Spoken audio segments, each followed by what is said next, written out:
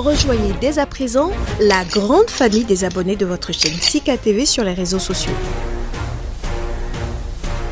Sika TV, le vrai visage de l'actualité en Afrique, est en direct et en replay sur YouTube.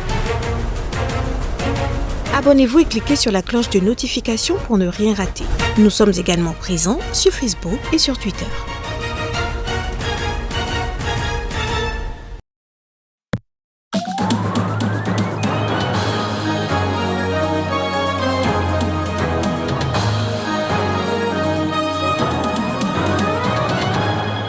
Les Poutis en Guinée doivent organiser des élections dans 6 mois et la transition au Mali doit respecter le calendrier électoral retenu avec l'accord de la CEDEAO.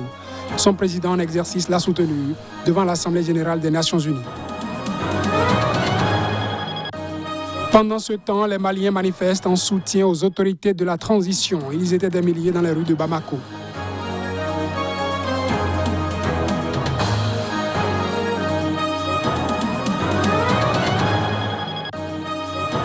Les élections tiendront-elles ou pas en décembre prochain en Libye? Les populations, elles, l'espèrent, pendant qu'il y a eu motion de censure contre le gouvernement de transition.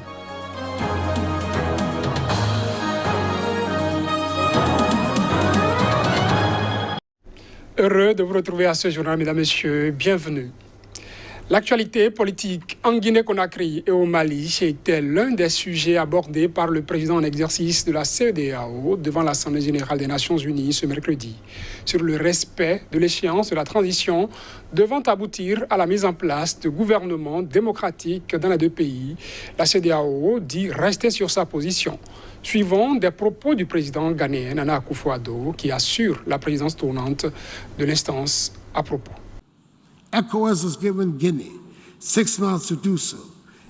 La CEDEAO a donné à la Guinée 6 mois pour rétablir la gouvernance démocratique et a demandé la libération immédiate du président Alpha Condé.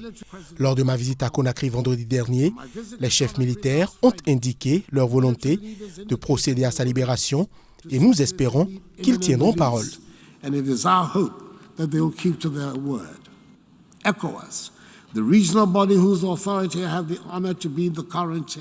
La CEDEAO, l'organe raisonnable, dont j'ai l'honneur d'être le président actuel, s'est engagé sans réserve à maintenir des gouvernements démocratiques dans sa communauté.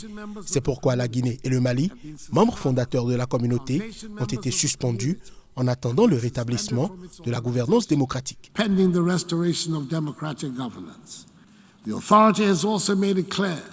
L'autorité a également fait comprendre au gouvernement militaire du Mali qu'elle n'était pas disposée à négocier une prolongation de la date limite de février pour la tenue d'élections démocratiques, car les mesures essentielles à prendre peuvent, avec une volonté politique, être effectives dans le cadre du calendrier approuvé par la CEDEAO.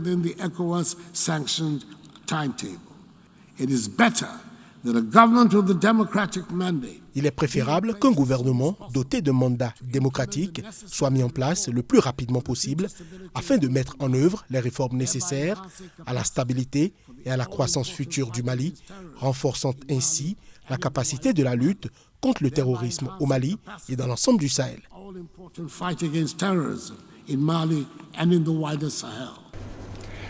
Des milliers de Maliens ont manifesté ce mercredi à Bamako pour apporter leur soutien au gouvernement de transition dominé par les militaires face aux pressions internationales. À travers cette manifestation, ils rejettent l'ingérence extérieure. Reportage. Les autorités de transition et leur président, le colonel Assimi Goïta, sont soumis à des pressions, en particulier de la France et de la communauté économique des États de l'Afrique de l'Ouest, pour organiser des élections en février et renoncer à une éventuelle coopération avec le groupe de sécurité privée russe Wagner. Face à cette situation, des milliers de Maliens ont manifesté ce mercredi à Bamako en faveur des militaires et contre les pressions étrangères. Beaucoup de participants au rassemblement, à l'appel du mouvement Yereolo, brandissaient des drapeaux maliens ainsi que quelques drapeaux russes. D'autres portaient des pancartes sur lesquelles on pouvait lire « Vive Assimi, vive la transition, vive le gouvernement ». Le président du groupe des patriotes du Mali, Keïta Fatoumata Kouyaté, a assuré qu'une pétition lancée par son mouvement en 2016 pour demander à la Russie d'intervenir au Mali avait recueilli près de 8 millions de signatures sur 19 millions d'habitants. Aujourd'hui, le Mali traverse des moments difficiles, mais nous ne devons pas désespérer de notre nation, de notre État, a déclaré ce mercredi le colonel Goïta dans une interview pour la fête nationale. Alors que des Maliens manifestaient à Bamako, le porte-parole du mouvement Yerewolo, debout sur les remparts, a pris la parole, suivant en substance son intervention.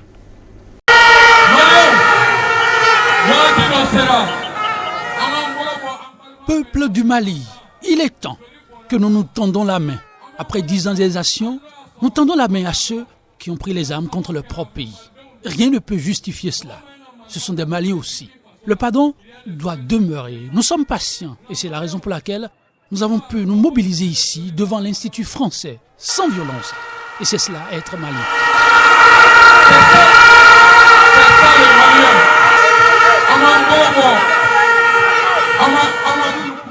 Nous tendons la main à Amadou Koufa et Lia Dagali. Ils sont maliens comme nous. Mais il y a eu trop d'exactions, Koufa. Tu étais à Bamankabou, ici à Bamako. On te connaît. On connaît également la mosquée où tu prêches. Toi, Lia Dagali, tu as occupé des postes de responsabilité au Mali ici, sous la présidence du feu Amadou Toumani Touré, pour ne citer que ceux-là. On te demande, pour l'amour de Dieu, d'enterrer la hache de guerre. Une motion de censure contre le gouvernement du Premier ministre Abdelhamid Deiba a été votée ce mardi en présence du président du Parlement, Aguila Saleh. Malgré la motion de censure, les Libyens espèrent la tenue des élections. Les détails à travers cet élément. Le Parlement libyen a voté mardi dernier une motion de censure contre le gouvernement du Premier ministre Abdelhamid Deiba. Quelques jours plus tard, des habitants de Tripoli disent espérer que le retrait de la confiance au gouvernement d'union n'affectera pas les élections présidentielles et législatives du 24 décembre prochain. Retirer la confiance au gouvernement d'union ne signifie pas qu'il n'y aura pas de gouvernement jusqu'aux élections. Au contraire, il y aura un gouvernement de facilitation jusqu'à la date des élections. Le retrait de la confiance n'est pas lié à la tenue des élections puisque ce gouvernement travaille toujours en tant qu'intérimaire. La seule solution, c'est que les puissances internationales fassent pression pour que les élections puissent avoir lieu le 24 décembre. Depuis la chute du régime de Muammar Kadhafi en 2011, la Libye est en proie à des violences et à des luttes entre pouvoirs rivaux dans l'Est et l'Ouest du pays. Au Maroc, le chef du gouvernement désigné par le roi Mohamed VI est parvenu à un accord en vue de la constitution de son équipe. Aziz Akanouch a annoncé mercredi une entente entre son parti et les deux autres formations arrivées en tête lors des élections législatives début septembre. Reportage. Outre le parti libéral d'Aziz Akanouch, le Rassemblement national des indépendants, la coalition regroupera le parti de l'authenticité et modernité PAM, également libéral, et le parti de l'Istiklal, classé au centre droit. Ce choix repose sur la volonté populaire, puisque les trois partis ont réussi à convaincre les électeurs en obtenant une large majorité, a déclaré Akanouch au siège de son parti à Rabat, aux côtés des représentants des deux autres partis de la coalition. Aziz Akanouch a été chargé par le roi Mohamed VI de former le gouvernement après que son parti a remporté les élections législatives le 8 septembre dernier, raflant 102 des 385 sièges de la Chambre des représentants et délogeant ainsi les islamistes au pouvoir depuis une décennie. Le milliardaire était ministre de l'Agriculture, un portefeuille clé au Maroc depuis 2007. Le parti de l'authenticité et modernité PAM, arrivé en deuxième position aux législatives, a été fondé par l'actuel conseiller royal Fouad Ali Elima en 2008, avant qu'il ne démissionne en 2011. Le parti de l'Istiklal a talonné le PAM aux législatives. Fondé à la fin des années 40, il s'agit de la plus ancienne formation politique du Maroc, celle qui a conduit le royaume à son indépendance. Il a quitté le pouvoir depuis janvier, mais continue de faire parler de lui. Donald Trump, l'ancien président américain a porté plainte contre sa nièce, Mary Trump, et le New York Times. Il les accuse d'un complot sournois pour obtenir ces documents fiscaux et publié en 2018 une enquête qui a valu un prix au quotidien.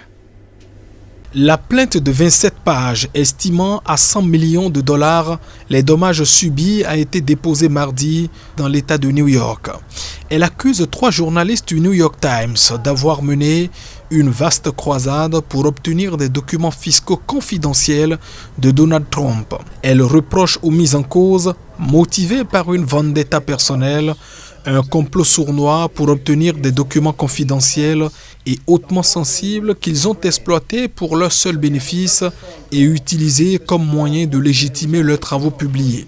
L'enquête du New York Times, récompensée en 2019 par un prix, évoquait comment l'ancien promoteur, qui affirme s'être fait tout seul, avait bâti sa fortune. Elle assurait que Donald Trump avait en réalité reçu de son père, sur plusieurs années, l'équivalent de 413 millions de dollars actuels, qui auraient en partie été transférés par le biais d'une société écran, leur permettant d'échapper à l'impôt. Sa publication avait néanmoins débouché sur l'ouverture d'une enquête par l'administration fiscale de l'État de New York. Mary Trump, sa nièce, a révélé avoir été la principale source de l'enquête du New York Times dans son livre paru en 2020 et intitulé « Trop et jamais assez » dans la version française. C'est tout pour ce journal. Merci de l'avoir suivi.